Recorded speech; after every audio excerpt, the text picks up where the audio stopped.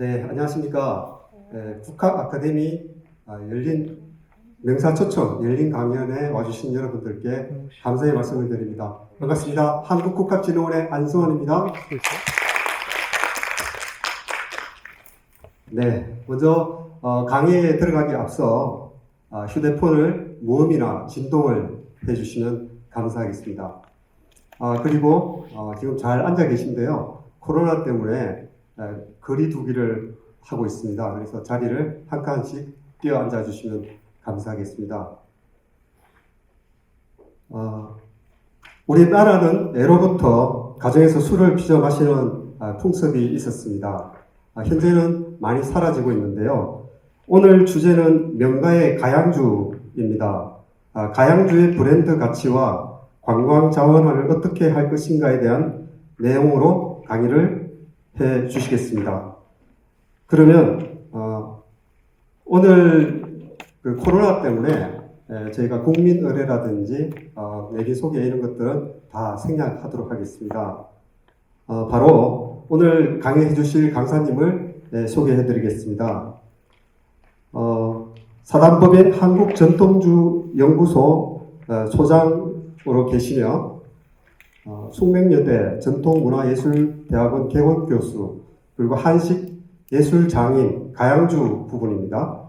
그리고 향토술 담그기 부분의 중요 무형문화재 인정조사심의위원으로 활동을 하고 계시고, 전통주 교육과 강연을 많이 해주시고 계십니다. 18년 동안 국내 전통주 및 가양주 현장 조사 발굴 활동을 하고 계시고, 술 관련 저서만 해도 13권이 넘고요. 역시 술을 좋아해서 그런지 시도 4편 이상 이렇게 시집을 발간한 것으로 알고 있습니다. 그러면 강의해 주실 박록당 소장님을 모시겠습니다. 큰 박수로 환영해 주시기 바랍니다. 저 한 십몇 년 전에 안동에 와서 강의해보고요. 3년 전 국악진흥원에서 한 다음에 오늘 세 번째인 것 같습니다. 네, 엊그제 음식절조 포럼도 있었습니다만, 하여튼 이렇게 이 자리에서 여러분 뵙게 돼서 반갑습니다. 오늘 제가 의뢰받았던 강의 주제는 명가의 가양주 가치를 어떻게 우리가 구현할 것이고, 이를 어떻게 관광상품화하고 자원하고 연계시킬 것인가 라는 주제였거든요. 그래서 이걸 어떻게 얘기를 풀어가야 여러분들한테 실질적인 내용이 될 수 있을까 고민을 좀 많이 했습니다. 그래서 두 가지로 주제를 나눴습니다. 하나는 우리가 소위 명가라고 하는 집집들의 술이 어떤 가치가 있는지, 우리 조상들은 술을 어떤 생각으로 빚었는지, 어떻게 써왔는지, 그런 술에는 어떤 맛이나 향이 있었는지 그걸 좀 알아야 이게 가치가 있는 술인지 아닌지를 우리가 판단할 수 있을 것 같고요. 두 번째는 만약에 이런 명가도 마찬가지지만 특히 안동권에는 정가들이 많죠.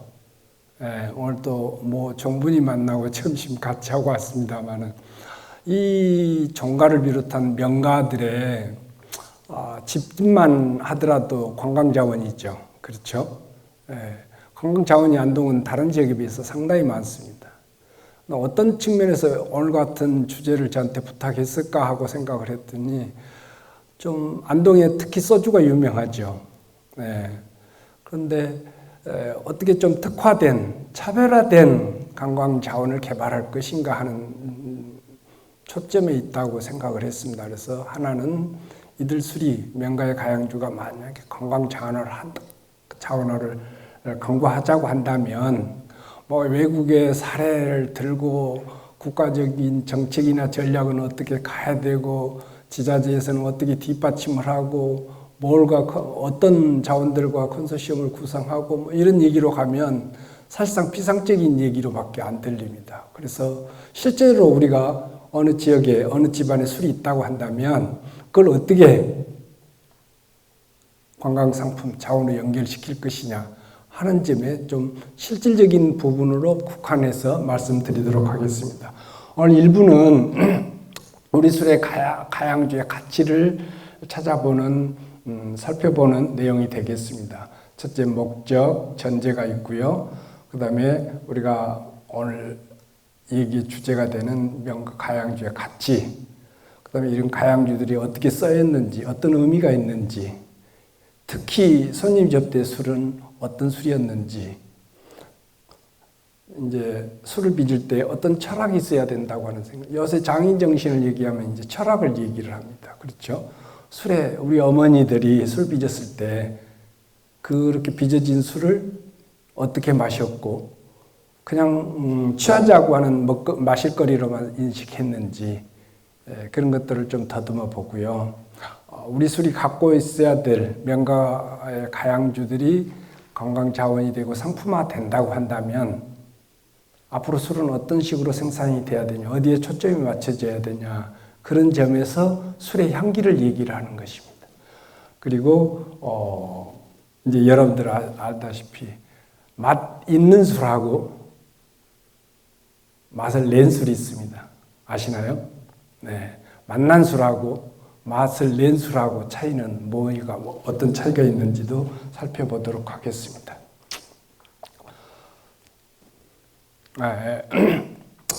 우선 오늘 주제의 목적이 안동에 좀 차별화된 명품 관광 자원 확대라고 저는 판단을 했습니다.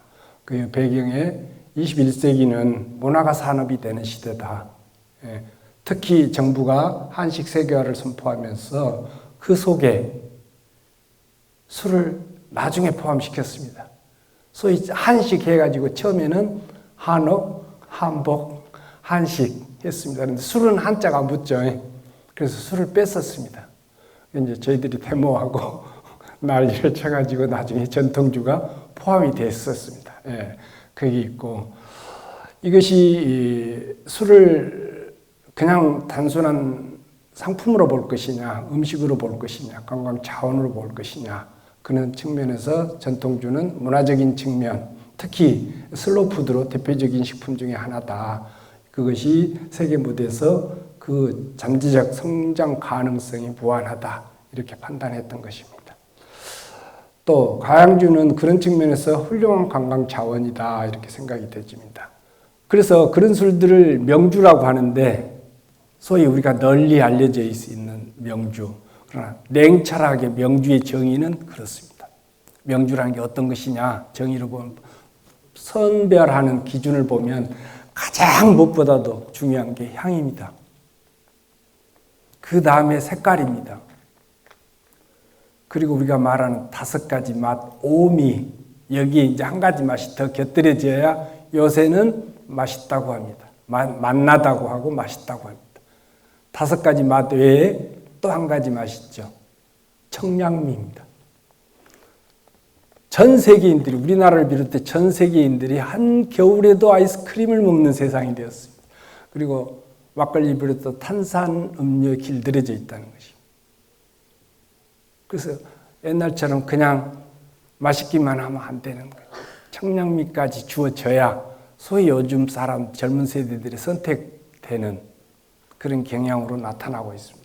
그래서 이제 저는 거기에 5가지 맛의 청량미를 추가를 했습니다. 이것을 간직하고 있으면 명주의 기준에 들어가는 것입니다.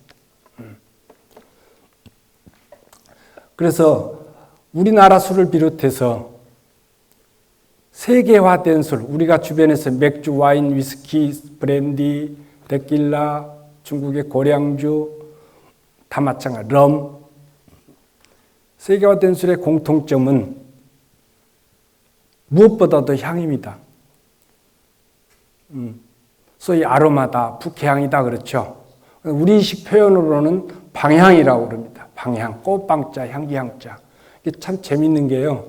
포도로 빚었으니까 과실향이 나는 거고 호프가 들어갔으니까 호프향이 나는 게 맥주죠. 그렇죠? 포도로 빚은 포도주 향이 나는 거고. 그런데 우리는 쌀, 누룩, 물 갖고 빚습니다. 그런데 이 술에서 과실향, 꽃향이 나야 된다고 하는 거죠. 와인에서 꽃향은 발효가 될 때 과실향이 나는데 이 과실향이 나는 술이 몇 년을 숙성시키면 비로소 꽃향도 올라옵니다. 꽃향도. 옛날부터 명가명주라는 말이 있었습니다. 이름난 집안에는 이름난 술이 있었다는 뜻입니다. 그럼 예를 들어서 태계, 정택, 그러면 명가인 것은 분명하죠. 그러나 그 집안에 명주가 있는지는 잘 모르겠어요. 제가 아는 바로는 그 집안의 가양주가 명주라고 세상에 안동 지역 사람들이 다 알 수 있는 정도 술이 있었는지는 모르겠어요. 그러니 서울 사람들은 더 모를 수밖에 없죠. 그렇죠? 네. 어떻든 명가에는 유명한 술이 있었다. 그렇게 불리게 된 이유가 뭐냐 하고 봤더니 오랜 기간 사람들 사이에서 맛과 향, 특히 주지를 인정받다. 앞서 말씀드린 술은 어때야 된다고 하는 것을 누구나 인정한다는 것입니다. 그 다음에 여러 지역 또는 그 지역의 가양주 중에 최고의 술을 얘기하는 것입니다. 적어도 우리나라에서는 정말 안 되는 일이지만 2등은 안 알아줍니다. 맞죠? 2등이나 500등이나 똑같습니다. 1등만 알아주는 더러운 세상에 살고는 있지만 어떤 마찬가지입니다. 그 가양주들께 최고의 술을 얘기하는 것입니다. 이들 집안에 특히 빈객접대, 이게 엄청나게 중요한, 술로 봤을 때는 엄청나게 중요한 잣대가 되지는 기준점입니다. 왜 안동지방에 수은자방이라는 책이 있죠? 그게 술이 60몇 가지가 나와요. 65가지가 나옵니다. 정확하게는 62가지입니다. 한 집안의 책에 술이 62가지나 수록될 이유가 뭐가 있을까요? 그 술들을 언제 다 빚고 언제 썼겠냐 하는 거죠. 아까 막걸리, 약주, 소주 한두 가지, 서너 가지 쓰면 되지 뭐한데 술을 그렇게 많이 수록했을까 하는 것입니다. 어디다 썼을까요? 그 많은 술들이 다 빈객접대에 쓰였다는 것입니다. 왜요? 내 집에 찾아오는 손님이 우리 집에서 대접을 받고 돌아가서 어떤 얘기를 할 것이냐 하는 것입니다. 제가 이 지역에 어느 집에 와서 대접을 잘 받았어요. 맛있는, 처음 맛보는 술에, 향이 좋은 술에 대접을 진귀한 음식을 잘 받았어요. 그럼 돌아가서 그 집에 주인 얘기, 음식 얘기, 술 얘기 하겠죠. 내 생전 여기 와서 그런 대접을 받아본 적이 없는데 어느 집에 갔더니 정말 대접을 잘 받았어. 그런데 생전 60이 넘었는데 60평생 처음 본 향이 좋은 술을 맛을 봤어요. 그럼 가만히 있지 못하지. 입이 간지러서 떠벌리고 댕기지. 내 친구들 주변에 사람들 만나서 어느 집이 안동에 어느 집 갔더니 술이 기막힌 술이 있더라. 그 술 이름이 원주법 같으면 정향극렬주라 하더라. 정향이라고 하는 한약재가 있죠. 향이 얼마나 좋아요. 그 방향제로 쓰입니다. 그 향이 너무나 강하게 나타난다는 뜻입니다. 그래서 그들에 의해서 여유가 있었을 테니까 원료를 제일 좋은 원료를 썼겠죠. 누룩도 제때 빚었겠죠. 수년 동안 수십 년에 의한 경험이 축적된 노하우가 있었겠죠. 그럼 지금 같은 철에는 제철 음식이 올라갔겠죠. 그렇죠? 예. 그래서 계절 변화를 담아내고 특히 아까 말했던 개성이 강한 손님들 입맛 그걸 만족시킬 수 있어야 됐단 말이죠. 내 집안이 길하려면, 흥해지려면. 예. 그래서 술맛으로 주인의 기륭을 점친다는 말은 이런 술에 탄생된 배경에 있습니다. 자, 그럼 우리가 여기서 가치를 부여할 것은 뭐냐? 전통을 고수하는 가풍, 또 그 정신, 그 다음에 술 빚는 사람과 음식이 있었다, 술이 있었다 이 얘기입니다.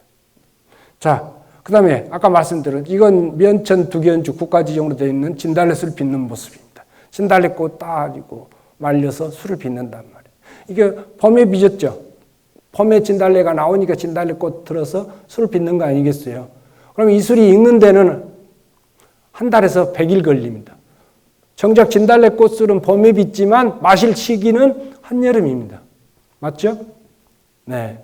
그럼 여름에 진달래술 마시면서 진달래꽃 피었던 시절에 지나간 봄을 얘기하는 것입니다. 자, 그래서 소위 이 술 빚는 철학이라고 하는 것은 어떤 거냐? 인간의 정신, 숭고한 정신.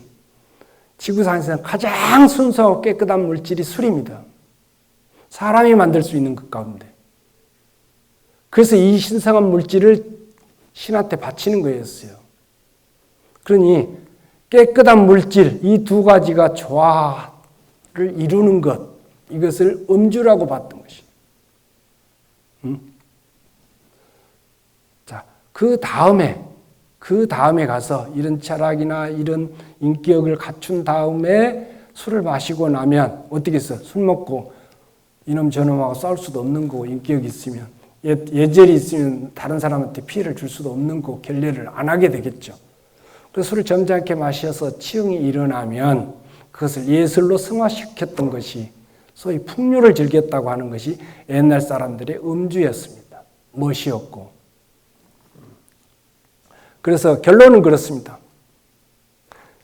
명주라고 하는 이것을 상품화하든 관광 자원이 됐든 브랜드로 만들든 간에 모든 세계 최고의 술들이라고 하는 것은 전부 향기를 파는 것입니다. 맛을 파는 게 아니란 말이죠. 우리같이 먹는 술을 파는 게 아니에요. 마시는 술인 거지. 그러면 마시는 취향을 갖고 있는 사람들한테 먹는 술을 갖다 내놓으면 팔리냐? 아니고 절대 안 팔립니다.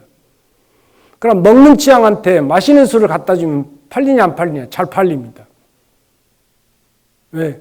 우리나라 사람들은 다 술 마신다고 하는데 와인을 갖다 주면 와인 먹는다는 얘기를 안 해요. 와인 마셨다고 그러지. 왜 그러냐? 똑같은 술인데. 우리가 무의식 중에 술에서 맛만 추구해왔다는 뜻입니다. 왜? 우물안 개구리처럼 우리 술만 들여다봤고 술에서 좋은 향이 없었으니 밀주 단속 기간에 술을 빚다 보니까 누룩을 잔뜩 넣어가지고 쌀은 없고 그러니까 쌀은 조금 넣고 발효 안 되니까 누룩을 많이 넣고 발효시키다 보니까 술에서 누룩 냄새밖에 안 났어. 그니 맛을 내야 되겠다는 생각을 가졌던 거죠. 그래서 맛 이렇게 하게 된 것입니다. 자, 명가의 술에 공통점이 하나 있습니다. 거의 한 가지 쌀로 안 빚는다. 거의 고두밥만 갖고 술을 빚지 않는다고 하는 것입니다. 이것은 조선시대 때 10대 명주로 알려진 술들입니다. 자, 서울의 약산춘, 맵쌀 설기떡으로 거기다 맵쌀 고두밥 보태고, 평양의 백향주 맵쌀 죽으로 빚고 맵쌀 고두밥을 보태고, 여기도 마찬가지 청명주 지금 문화재로 돼 있죠. 경기도 약소주, 맵쌀 범벅, 그다음 맵쌀 고두밥, 그다음 맵쌀죽, 맵쌀 고두밥, 찹쌀 고두밥, 보리고두밥, 맵쌀 고두밥, 백곡, 조곡, 송순, 소주, 맵쌀 범벅, 맵쌀 고두밥. 그래서 세 번 빚는 술. 예. 다 이런 술들이 조선시대 때 10대 명주라고 알려진 술들입니다.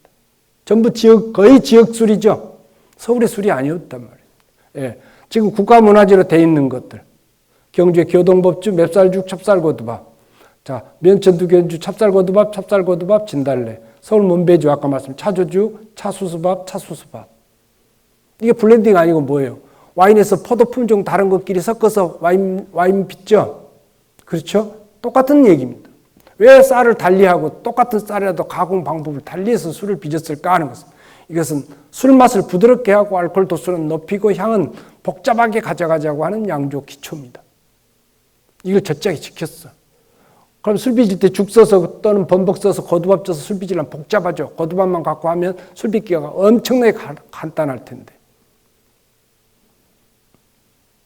귀찮아서 이제 다 사라진 방법들입니다. 이것들. 그리고 고두밥 쪄서 술 빚는 것이 술 빚는 것의 전형이냐. 옛날에는 설기떡을 만들어서 멍석에다 펴놓으면 이 집에 술 빚을란가 보다 이랬습니다.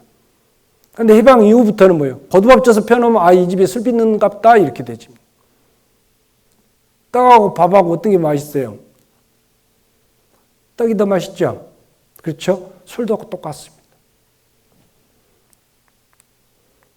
이 방법이 1450년 기록에서부터 나와요. 그때 당시 지금부터 600년 전부터 이와 같은 방법으로 술을 빚었다는 것입니다. 그래서 왜 쌀을 이렇게 다양하게 했는가 하고 술을 빚어서 그 향을 분석을 했더니 이렇게 되지더라는 것입니다. 술 빚는 방법이 한 가지 쌀을 가지고 이렇게 8가지 방법으로 가공해서 술을 빚어요. 각각의 가공 방법에 따라 맛, 향, 도수가 다 달라집니다. 제일 거칠고 쓰고 맛없는 것이 고두밥으로 빚는 술입니다.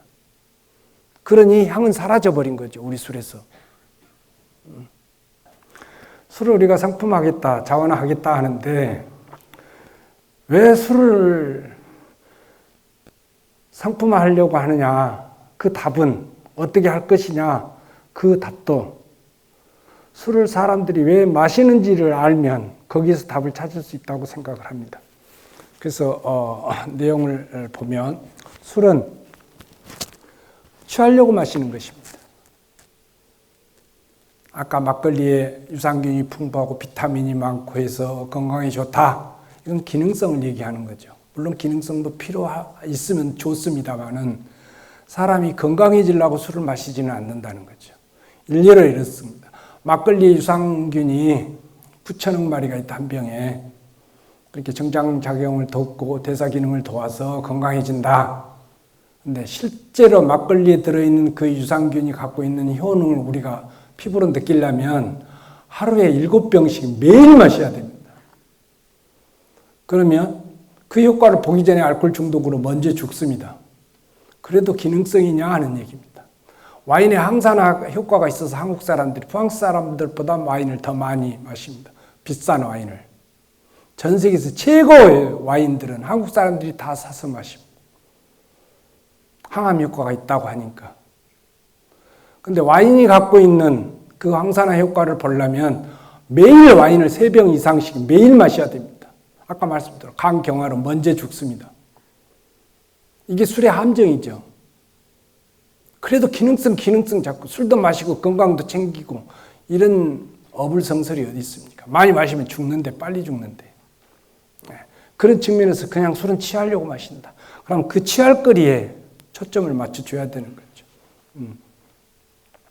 그래서 술 취해 있는 동안에 소위 알딸딸한 그 환상에 잡혀 있는 그걸 주면 좋은 술이 되지는 것입니다. 얼마만큼 잘 제대로 충족시켜 주느냐, 수요의 요구에 어떻게 감당하느냐 하는 것입니다.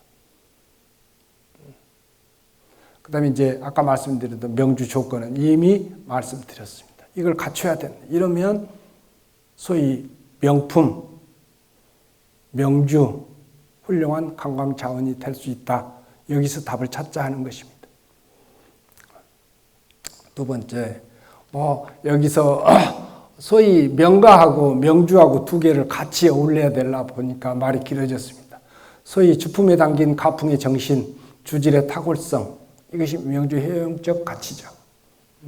그리고 아까 말씀드린 쾌락적 가치, 무엇보다도 이게 우선이 돼야 된다고 봅니다. 이게 이제 명가라고 한다면 술의 본 기능입니다. 네. 그 다음에 다시 풍류 얘기를 다시 합니다. 모든 술에 풍류를 곁들이자.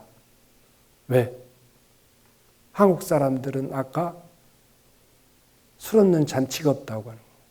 이것을 놀기 좋아하는 것으로 곡해를 시키면 안 되고 모여서 얘기하고 즐기고 그 자리를 통해서 공동체를 형성하고 소통하고 농산일 같으면 서로 품앗이도 의논하고 힘들었으니까 위로하고 기쁜 날은 같이 기쁨을 나누고 사람이 죽어서 나가는 상여가 나가는 자리에서도 이걸 잔치로 승화시킬 수 있는 민족, 그것이 우리나라 사람들이었다는 거죠. 그렇죠? 저 어렸을 때도 깜짝 놀랐어요. 할아버지가 돌아가셔서 우리는 슬픈데 동네 잔치 사람들이 농악 부르고 잔치를 벌려 장수했다고. 그런 문화가 세상에 어디 있어요? 네. 우리가 잘만 엮어내면 되겠다. 그 다음에 아까 말씀드린 술자리에서 시서화, 이건 제가 저희 집에서 벌리고 있는 풍류 자리입니다. 이게 누구냐면 KBS 이상가족 찾기 했던 이지연 아나운서입니다. 여기에 시인이 한 분이고 이분은 전 세계 3대 북 디자이너입니다. 또 이쪽에 있는데 이 사람이 아까 말씀드린 국가문화재 적벽가 보유자입니다. 이 앞에 이제 서예가가 있는데 이 판소리 하는 사람이 이 그림을 그리고요. 서예가가 여기다 제가 쓴 시를 지금 한시로 옮겨서 작품을 만드는 것이었습니다. 다 술 한잔 마시고 이 그림의 물감이 제가 빚은 감옥노라는 붉은색 나는 술이었습니다. 술로 붉은색 물감을 드리는 거예요. 이 작품은 아마 전 세계에서 유일할 것입니다. 이렇게 해서 만들어진 술. 그래서 이 작품을 서로 가지려고 이 자리에서 이 사람들이 경매를 붙였어요. 가격이 얼마까지 올라갔는 줄 혹시 아십니까? 1200만 원에 낙찰이 됐습니다. 현장에서요. 아무도 예상하지 못했던 이런 일이 있을 거라는 생각도 못했던 그 사람이 1200만 원을 내놓겠다는데 뭔 뜻입니까? 그러니까 매달 한 번씩 이런 자리를 만들어 달라고 해갖고 12번 해서 100만 원씩 해서 1200만 원을 저한테 주고 간 것이었습니다. 네, 이건 그냥 있었던 이 자리에서 이 만들어진 이 매화 홍매 작품은 유일한 거거든. 더 이상 재현도 불가능한. 이 사람이 모일 기회가 없는 거잖아요. 그렇죠? 이런 자리에서 이런 그림이 다시 나올 수도 없는 거예요. 이게 희소성입니다. 여기에 들어간 이 붉은색을 감옥노라고 하는 술로 만들었다고 하는 이 작품 자체가 가치가 있는 거예요. 이렇게 해서 스토리를 만들어내는. 그리고 이제 여기에서는 문학이 있고 시를 썼으니까 문학이 있죠. 노래를 했고 연주를 곁들였으니까 음악이 있는 거죠. 그렇죠? 이게 우리나라의 독특한 문학 양식, 그림화의 문인화라는 양식을 낳고 풍류음악이라고 하는 양식이 생겨나는 것이에요. 이게 문화적 확산이죠.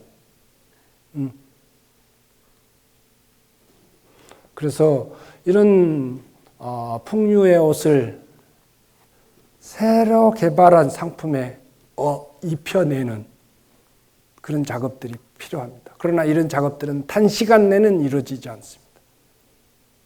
제가 지역의 술들을 알리기 위해서 지금 7년째 전국 방방곡곡을 돌면서 소위 풍류 행사를 합니다. 그 지역의 술을 전국에 있는 사람들을 불러서 알려주는 것입니다.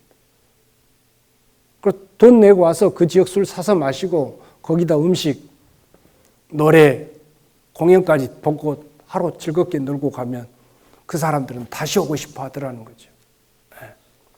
그래서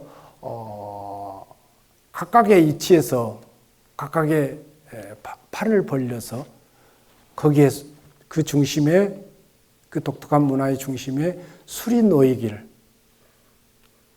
그것이 어느 지역보다 소위 풍류 정신을 잉태시켰던 안동이라는 지역에서 시작이 됐으면 더 좋겠다.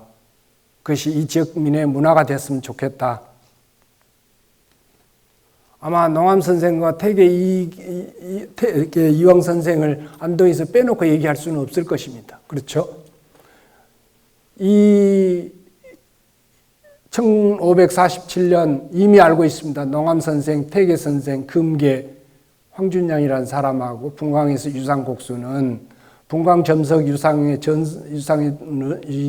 분광에서 점석에서 농암에서 가졌던 놀이는 전설의 유상곡수가 뭐예요? 왕이지가 자기와 같이 등과했던 동기들하고 난정이라는 정자에 모여서 저녁 내 파티를 술을 마셨다는 거였잖아요. 술 마시고 흥이 나서 글을 한 편씩 쓰기로 했던가 봐. 못 쓰면 벌주를 마시고. 그래서 하루 놀았는데 왕이지가 아침에 깨어서 일어나 보지 자기 서안에 무슨 글씨가 놓여 있더라는 거죠. 읽어보니까 분명히 자기 글씨인데 자기는 쓴 기억이 없다는 거죠. 그게 난정서라고 하는 천하에 없는 명문이었습니다. 자기가 읽어봐도 자기가 잘 썼거든. 그래서 자기는 쓴 기억이 없으니까 누가 쓴 거냐? 그러니까 자기 아들이 이거 아버지가 쓴 거 맞습니다. 그러거든. 그러고 보니 어쩌니 저녁에 술이 취해갖고 그 흥에 달았을 때 그때 쓴 즉흥적인 문장이었단 말이에요. 그게 천하에 없는 명문이 돼서 누구나가 술자리에 가지면 왕이지의 난정서 같은 그런 명문 하나 얻으려고 풍류를 했다는 거지. 그게 유산국수예요. 흐르는 물에서 술잔 띄워 보내는 걸. 이걸 농암 선생이 손수하고 밑에 술잔을 띄워 보내서 밑에 태계 선생보다 받아 마시게를 서너 차례 했다는 거잖아요. 그리고 그 주변에 제자들 모여서 이렇게 보고 그걸 부러워해서 놀았다고 하는 것이 농암 선생 기록에 있고 태계 선생 기록에 있습니다. 여기서 농암 선생 이제 노래자 색동원 입고 부모 앞에서 춤추고 왔다는 얘기도 아마 들으셨을 것이라고 봅니다. 이런 풍류가 이 고장에서 시작이 되었다니까요. 본격적으로. 이 이후에 다산도 있었고 얼마나 많은 사람들이 이 유산국수도 하고 이 풍류를 가졌냔 말이죠. 이것이 안동에서 이런 풍광은 아니라고 한다 하더라도 여기서 이런 풍류 문화가 출발이 되지고 그 자리에 안동을 대표하는 술들이 만들어지고 그것이 관광 이 지역의 관광 차원으로 자리 잡을 수 있다고 한다면 그러나 어느 지역보다도 유리한 조건이다. 그런 생각을 갖습니다. 결국은 선택은 여러분들한테 맡기기로 하고 오늘 제 얘기는 여기서 마치겠습니다. 고맙습니다. 이 시간이 정말 모자랄 만큼 좀 더 듣고 싶은데 아쉬움이 많이 남습니다. 긴 시간 동안 자리를 함께 해주셔서 감사드리고 열강을 통해서 저희에게 또 새로운 길을 알려주신 우리 박용당 강사님께 다시 한번 큰 박수 부탁드리겠습니다. 네, 이것으로 오늘 강연을 모두 마치고요. 자, 긴 시간 동안 수고하셨고요. 안녕히 돌아가시기 바랍니다. 감사합니다.